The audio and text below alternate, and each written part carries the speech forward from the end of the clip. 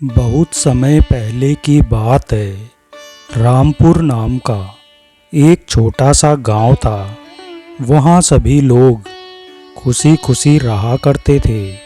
लेकिन उसी नगर में एक घमंडी सेठ भी रहता था।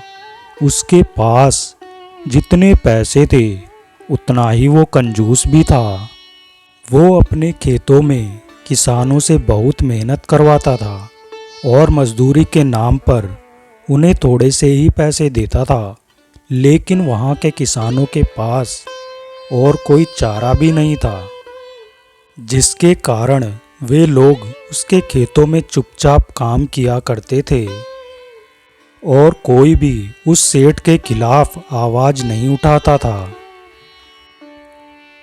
उस गांव में रमेश नाम का एक किसान रहता था। रमेश बड़ा ही मेहनती था। रमेश खेती बाड़ी का काम बड़े अच्छे तरीके से करता था। वह कम समय में बहुत ज़्यादा काम कर लेता था।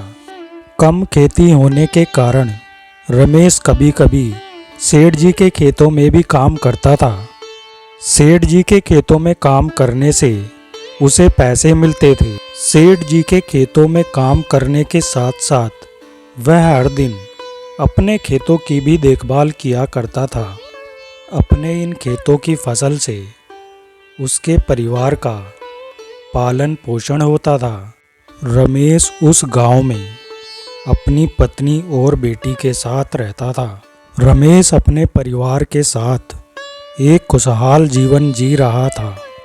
परंतु इस वर्ष अच्छी बारिश नहीं होने के कारण उसकी फसल खराब हो गई थी, जिसके कारण इस वर्ष रमेश को कोई आमदनी नहीं हुई। उसके पास जो बचे हुए पैसे थे वो भी खत्म हो गए। रमेश बहुत ही परेशान और दुखी रहने लगा था। वो ये सोच रहा था, अब मैं अपने परिवार का गुजारा कैसे करूँगा। रमेश जब खेतों से अपने घर लौटा तो उसने देखा कि उसकी बच्ची भूख के कारण तड़प रही थी। वह बच्ची अपनी माँ से कह रही थी, माँ मुझे थोड़ा सा खाना दे दो, मुझे बहुत भूख लगी है। अपनी बच्ची के मुख से ये शब्द सुनकर रमेश और उसकी पत्नी बहुत दुखी होते हैं। अगली सुबह रमेश गांव के धनवान सेठ जी के हवेली पर पैसे उधार लेने के लिए पहुंच जाता है और सेठ जी को ये सारी बातें बताता है। सेठ जी, इस वर्ष होने वाली मेरे सारे खेतों की फसल खराब हो गई है। मेरे खेतों की फसल खराब होने के कारण मेरे पास धन की बहुत कमी हो गई है। धन की कमी होने के कारण मैं अपने परिवार का पालन पोषण नहीं कर पा रहा हूँ। फिर वह सेठ रमेश से कहता है, रमेश, मैं तुम्हें पैसे तो नहीं दे सकता, पर मैं तुम्हें नौकरी पर ज़रूर रख सकता हूँ। कल से तुम मेरे खेतों में काम करना। उस काम के बदले मैं तुम्हें महीने में 2000 रुपये दूंगा। सेठ की ये बात सुनने के बाद रमेश सेठ जी से कहता है, ठीक है सेठ जी, मैं आपके खेतों में कल से काम करना शुरू कर दूंगा। रमेश सेठ जी से मिलने के बाद शाम को जब अपने घर पहुंचता है तो वह अपनी पत्नी से बताता है कि सेठ जी ने उसे पैसे उधार नहीं दिए हैं, बल्कि उसे 1 महीने के लिए नौकरी पर रख लिया है और महीने की तनख्वाह सिर्फ 2000 रुपये है।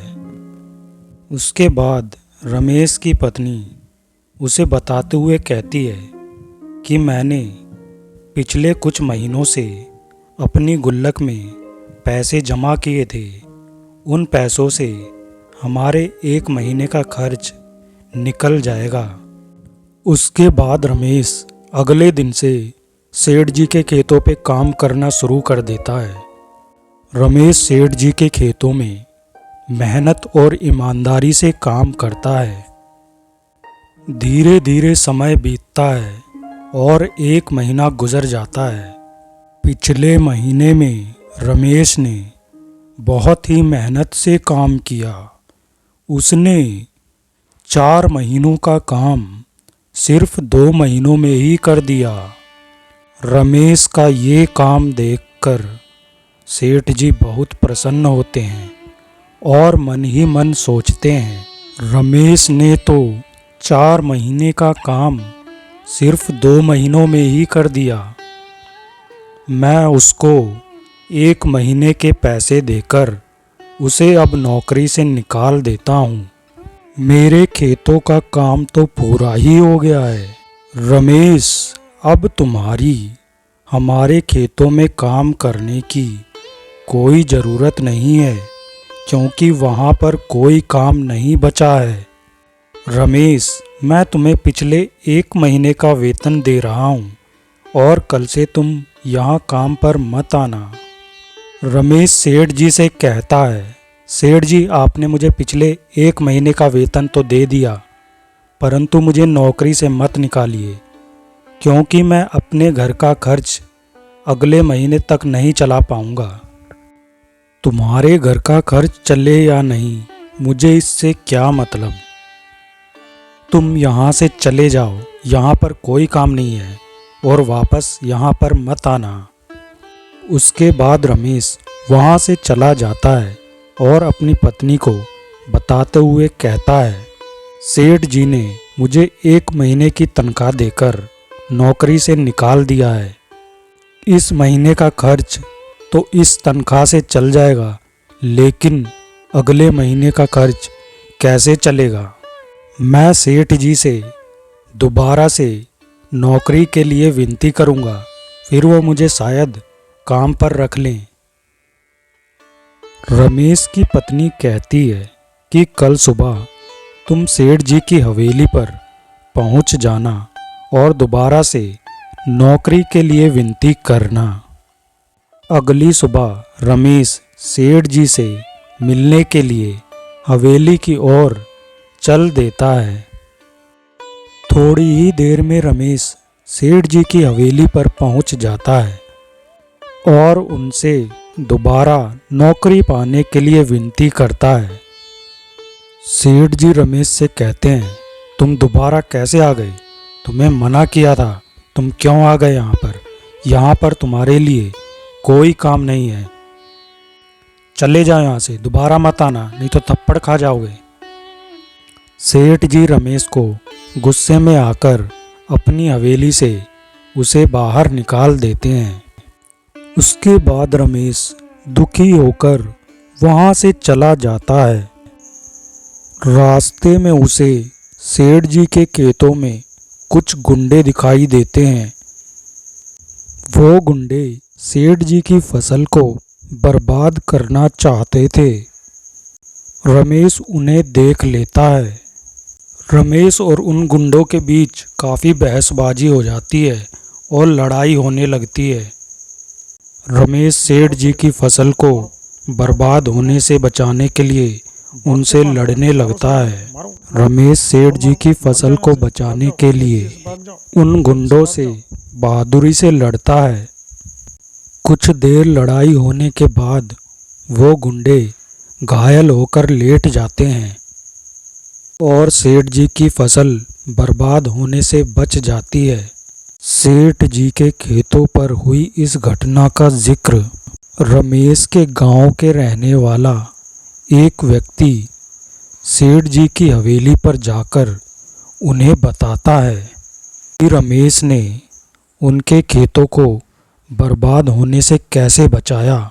ये बात सुनने के बाद सेठ जी तुरंत रमेश के घर पहुंच जाते हैं और रमेश से कहते हैं, रमेश, तुमने मेरी खेतों में खड़ी हुई फसलों को बर्बाद होने से बचा लिया।